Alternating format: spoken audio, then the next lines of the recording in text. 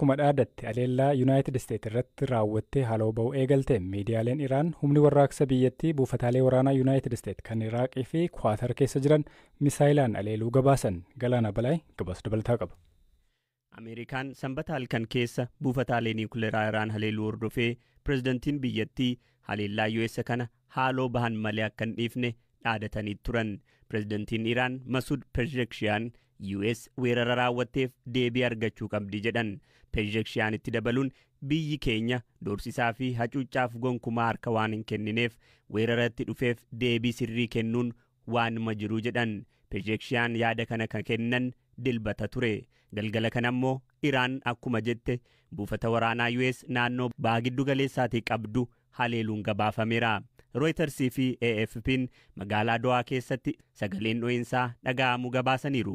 Miidiyaaleen US ammoo Iraan buufataalee waraanaa US Qatar jiranitti misaa'ila dhukaasuuf qophaa'aa akka jirtu gabaasanii ture.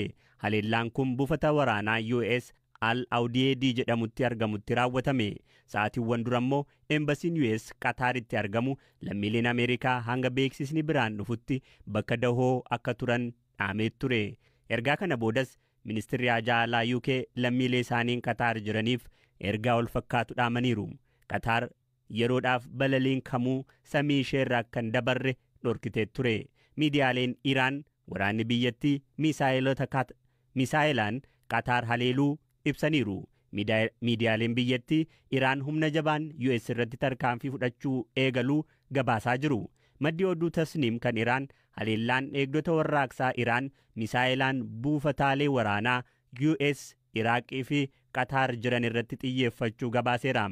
Battala Ameerikaan Iraaniin haleeluu jalqabdetti yoo Iraan haaloo ba'uu jalqabde waraanichi kallattii hamaa qabata yaaddoon jedhu uumamee ture. Erga waxabajjii 13 Israa'el Iraan irratti haleellaa bantee kaasee namoonni 500tti siiqan ajjeefamuu ministeera fayyaa waabeeffachuun TV'n Iraan gabaaseera. Itti dabaluun namoonni 3,000 ol ta'an ammoo madaa'aniiru jedhe. Haleellaawwan haarawaa dhiyeenyaan Israa'el buufata niwukileeraa Fordoo haleeluun gabaafameera. Maddeen oduu Iraan Irnaaf tasniim jedhaman qondaalota mootummaa waabeeffachuun akka gabaasanitti buufanni niwukileeraa Fordoo ka bulchiinsa Qoom keessatti argamu haleelamee jira. US buufata niwukileeraa Fordoo dabalatee buufataalee niwukileeraa 3 haleeluun ishee ni yaadatama. Pirezidantiin US Donald Trump haleellaan US gaggeessite milkaa'aa fi wiirtuu gabbisa niwukileeraa Iraan guutummaan kan mancaase ta'uu ibsanii ture. Iraan erga ganama kana Israa'el keessatti misaa'ila dhukaafteen booda namoonni 8,000 ibsaa dhabaniiru jedhan ministeerri anniisaa biyyattii Eelii Kohan akka jedhanitti aangawoonni yoo elektiriikni adda cite miidhaa geessisuu danda'uuf dursanii qophaa'uun sa'aatii 3 keessatti akka deebi'uuf dursanii hojjetaniiru. Waraanni Israa'el Teheraan keessatti iddoowwan mootummaa Iraan waliin hidhata qaban humna kanaan dura argameen beekne ittiin jedheen rukutaa jirraa jedhe. Ministeerri ittisaa Israa'el Kaatz ibsa kennaniin abbaan irree Iraan ni adabama haleellaan humnaa guutus itti fufaa jechuun akeekkachiisaniiru. Humni waraanaa Israa'el haleellaa Iraan irratti gaggeesseen buufataalee xiyyaaraa 6 haleeluun xiyyaarota waraanaa Iraan 15 mancaasuu har'a beeksiseera. Waraanni Israa'el fuula X gubbaatti akka barreessetti buufataaleen xiyyaaraa kunneen kan haleelaman lixa giddugaleessaaf ba'aa Iraan keessatti. Gaaffii ogeeyyii fayyaa laaffisuuf dhimmi jedhus shakkisiisaadha. Gaaffii ogeeyyiin fayyaa dhiyeessan hordofee kanaan mariin baay'een taa'ameera. Mariin ogeeyyii fayyaa akkuma marii qaamolee hawaasaa waliin taa'ame birootti waamame. Nuti garuu mariin ogeeyyii fayyaa walga'ii qofaan akka goolabamuuf osoo hin taane dhimmichi yeroo gabaabaa fi dheeraa keessatti akkaataa itti furamu waliigaltee qabatamaadhaan akka mallatteeffamu barbaanna. Mariin kun koree qabaate wanta qabatamaa mul'atu arguu barbaanna ture. Mariin taa'ame garuu maal akka ta'e guutummaatti hin dhageenye. Ogeeyyiin fayyaa ministeera muummee waliin marii irratti hirmaatan ni jiru. Marii kana irratti yaada addaa hin qabnu. Waldaan isaanii marii kana irratti hirmaachuu akka qabu irra deddeebiidhaan kan dubbatu obbo Mallasaan sababa dhorkamaniifis himaniiru.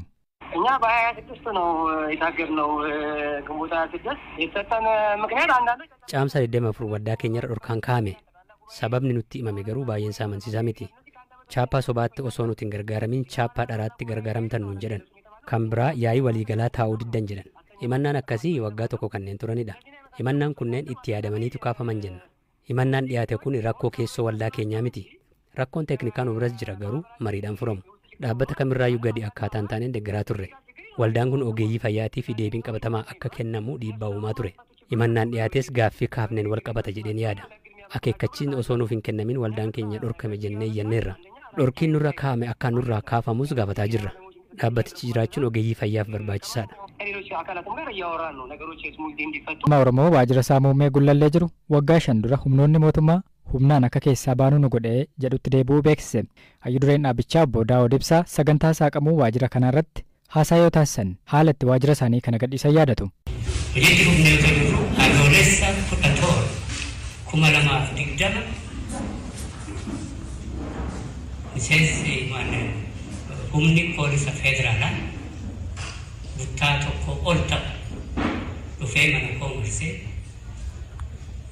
fooqii tokko haaraatu ijaaramaa jira mana koo fuuldura fooqii sana hunda okfaa godhanii qabatanii karaarra bitaaf mirga qabatanii ajajoota isaanii dhufanii mana kan baanee guyyaa irraatii kaasee manaa bahuu dandeessu jedhan. Eenyurraa hiddan warra mootummaa warra nu eegantu jiranii isaanuu eeyyama maalii qabdu seenuudhaa jedhanii isaanuu seeraan gaafachuu yaadanii haa ta'uti ajaja jedhanii seenanii bahuu dandeessu isaanis waqtaa isaanii bahuu dandeessu namni seenuu hin danda'u jedhan. Kuni adoolessa 17 2020 adoolessa 24 2020 intarneetii fi moobaayilii foon telefoons waan kana fakkaataa hundi isaanii narraa cufamanii mana koo keessa. Kan koo qofa otoo hin taane ijoolleen na waliin jiran. Kuni adoolessa 24 2020. Adoolessa 26 fi 27 ijoolleetu dhaamsaan nu gahee waajjira kana keessatti kanneen nurraa fottoqan ka ifii isaanii qopheessate mootummaan ka qopheeffate humna poolisaan deeggaree eegumsa godhee fi gareen isaanii miseensoti keenya miseensoti hoogganaan beekanii walgahii waamanii waamsisanii walgahiitu waamame jedhanii dhufanii gareen isaanii warri kaan immoo waan hojjetu beekaa poolisaan deeggaramanii waajjira kana keessatti walgahii godhate. Walgahii kana dhaaban. Hayyu dureen adda bilisummaa Oromoo obbo Daawud Ibsaa waggootaaf uummatatti mul'atanii beekan. Yaalii BBC'n irra deddeebiidhaan dhimmoota adda addaa irratti isaan dubbisuudhaaf yaale deebii haala mijataa keessa hin jiru jedhu kennaa turan. Obbo Daawud turtii isaanii waggoota darbanii sirna kana irratti ifa yoo taasisan mana kan baane dhorkamuudha dubbatan. Waajjira kana keessaati hagayya tokko 2020 humna poolisaa piikaappii 2 guutuutiin as keessaa humnaan baafamte. Har'a